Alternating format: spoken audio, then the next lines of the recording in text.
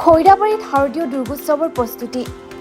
অন্যান্য প্ৰান্তৰ সমান্তৰালকৈ ওদালগুৰি জিলাৰ খৈৰাবাৰীতো শাৰদীয় দুৰ্গোৎসৱৰ ব্যাপক প্ৰস্তুতি চলিছে।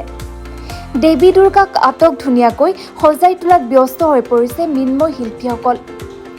89 সংখ্যক খৈৰাবাৰীৰ সাৰ্বজনীন দুৰ্গোৎসৱ উপলক্ষে ওজাপালি, আয়তী নাম, নাগাৰা নাম, সান্ধ্য আৰতি, বন্তি প্ৰজ্বলন ইত্যাদি আধ্যাত্মিক কাৰ্যসূচীৰ লগতে আধুনিক নৃত্য প্ৰতিযোগিতাৰো আয়োজন কৰা হৈছে।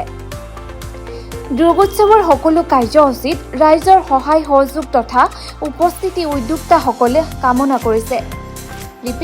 দুৰ্গোৎসৱৰ সকলো কাৰ্যসূচীত ৰাইজৰ সহায় সহযোগ তথা উপস্থিতি উদ্যোক্তাসকলে কামনা কৰিছে। খৈৰাবাৰীৰ পৰা ধীৰেন মহলীয়াৰ ৰিপৰ্ট, গ্ল'বেল নিউজ।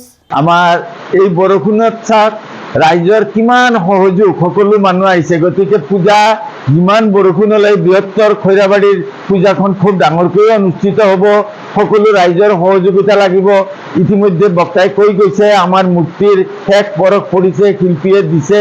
গতিকে মূৰ্তিও আগতকৈ বহুত বেটাৰ। গতিকে সকলো ৰাইজকে মোৰ এটি অনুৰোধ, আপোনালোকে দলে দলে যোগদান কৰক। পূজা চাওক, বতৰ হয়তো দুৰ্গা মাৰ কৃপাত তেতিয়ালৈ ভাল হৈ যাব।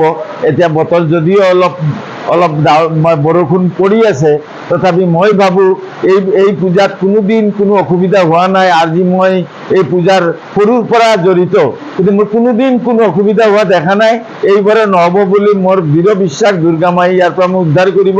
আৰু সকলো ৰাইজ তথা এই অঞ্চলৰ সকলো পূজা কমিটি, আন আন পূজা কমিটিৰ সকলোকে অনুৰোধ কৰিলোঁ, সকলো আহি আমাৰ পূজাখন চাওক আৰু ইয়াতে তেওঁলোকে দৰ্শন দি তেওঁলোকে যোগাযোগ কৰক।